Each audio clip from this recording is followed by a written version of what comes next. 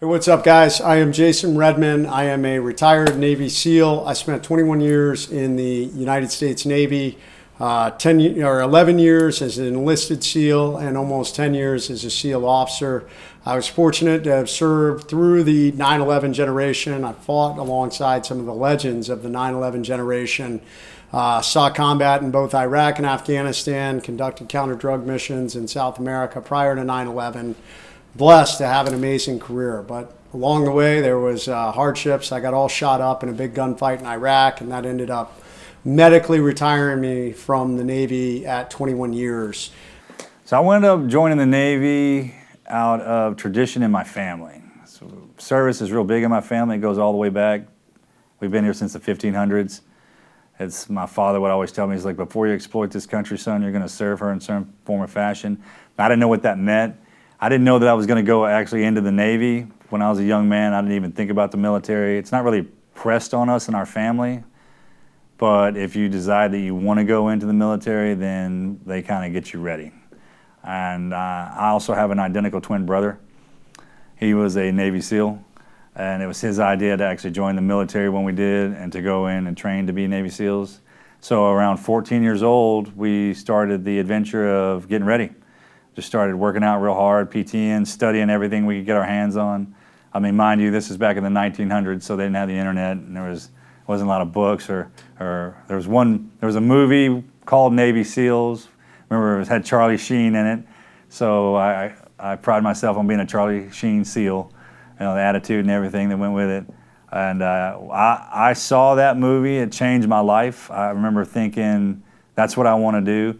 There was a documentary called The Silent Option that came out about SEALs. This guy has this awesome narrator voice, and then the opening scene are these two dudes hanging from the bottom of a helicopter, and then they get dropped, these guys jump in the water, and they're all suited up, and I just thought that was the most magnificent thing I had ever heard.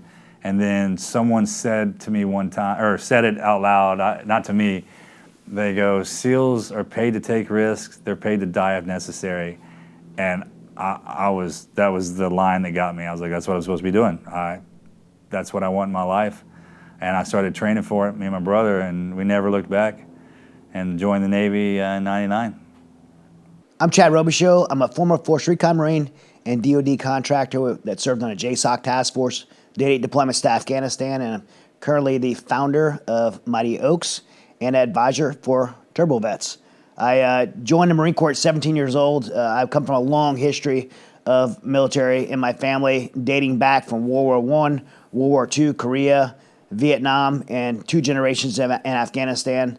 My father was the first Marine in our family who served as an infantryman in Vietnam.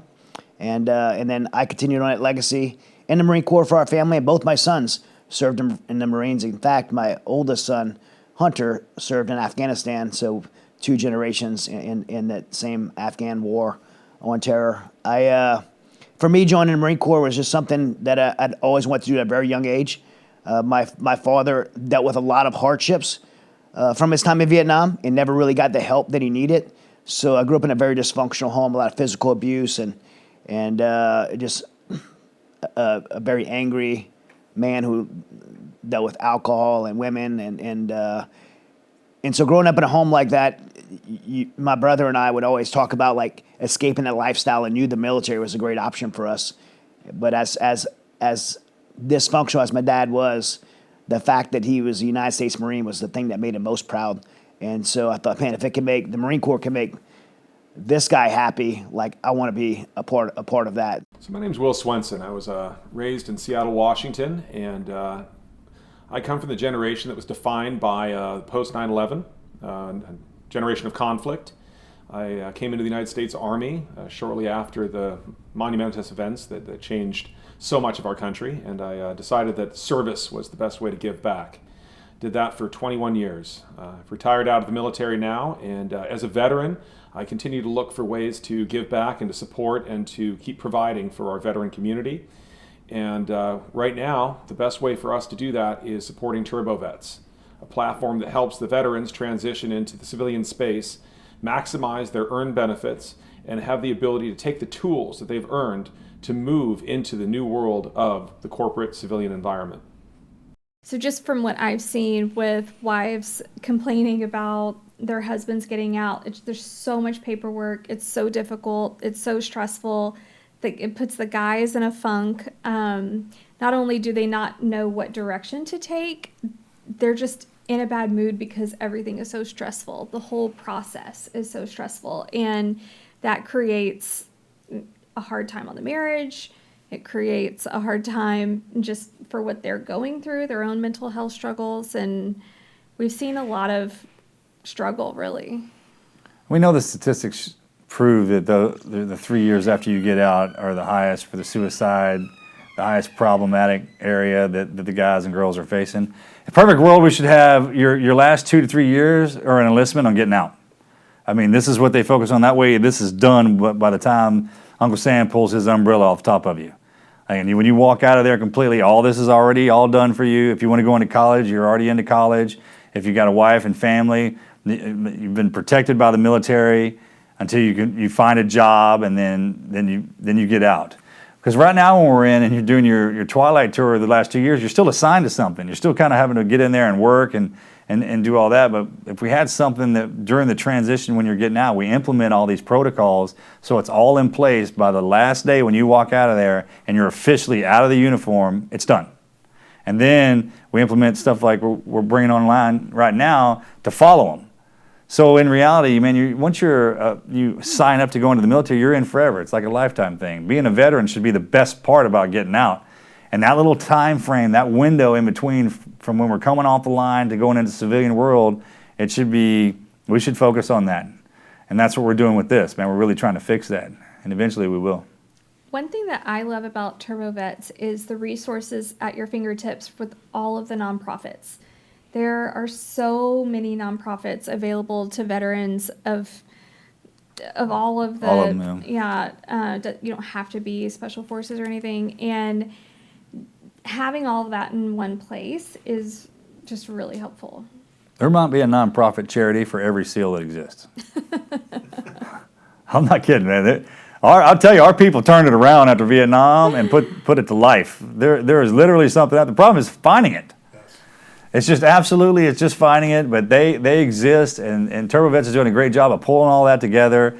And no matter where you're from in this country, where you live, or what base you came out of, there's something for you, and we are fixing this. And I tried to dive into the success of an entrepreneurial endeavor, starting a martial arts school. I've done martial arts my whole life. And that energy that I put into that, actually found success on the surface. I ended up winning a world title as a professional athlete, opened a huge martial arts school with 1,000 students. I was making money. I rebuilt my ego. On the surface, all looked good. But underneath that false facade of success was still someone that was very broken, a family that was unhealed, broken heart, soul, ego, spirit. All those things were so unhealed.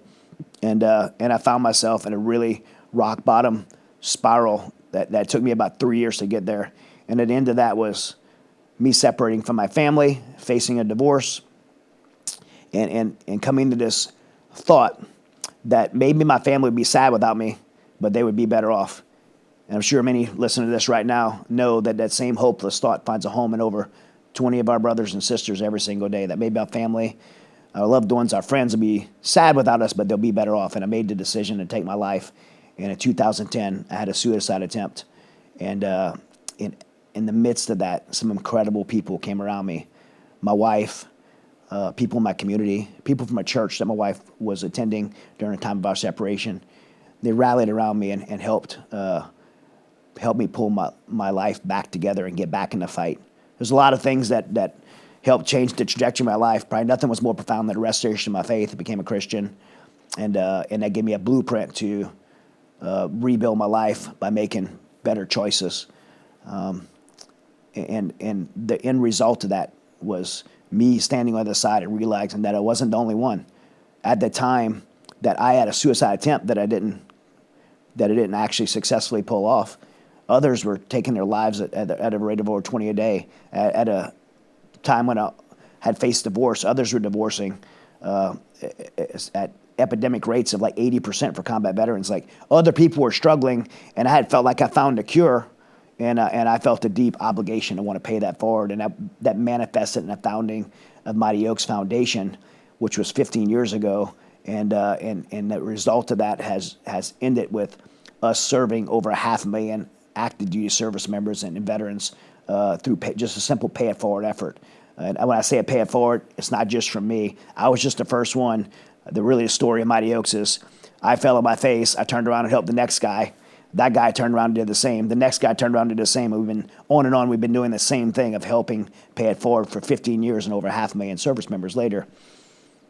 But the problem with that story, and it's a beautiful story that I get to be a part of, is that's the long road.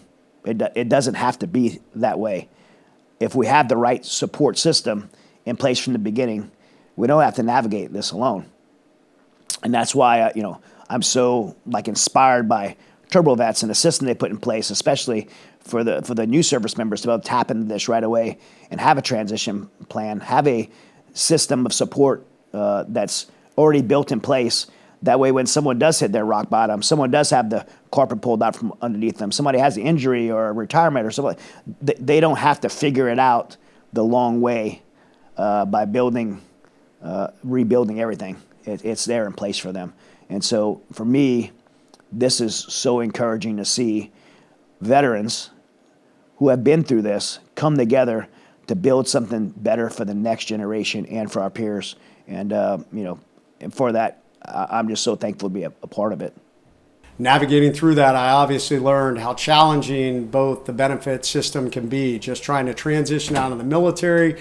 What do I do in the civilian world? How do I find a job? How do I build, I ended up becoming an entrepreneur. I ended up doing all these things.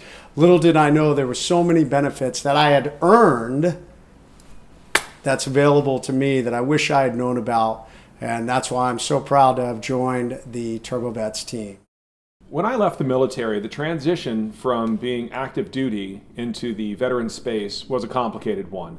I saw many of the challenges that the DoD and the VA have when it comes to taking a service member and successfully transitioning them into the civilian space. It was through this firsthand knowledge of the complexity and the difficulties that all veterans experience that I came to TurboVets as a solution to what many of the problems I experienced were. And I had been challenged by some of our leadership in government to find these solutions to the challenges of the veteran community. And I think that TurboVets is this best solution that we have at this time.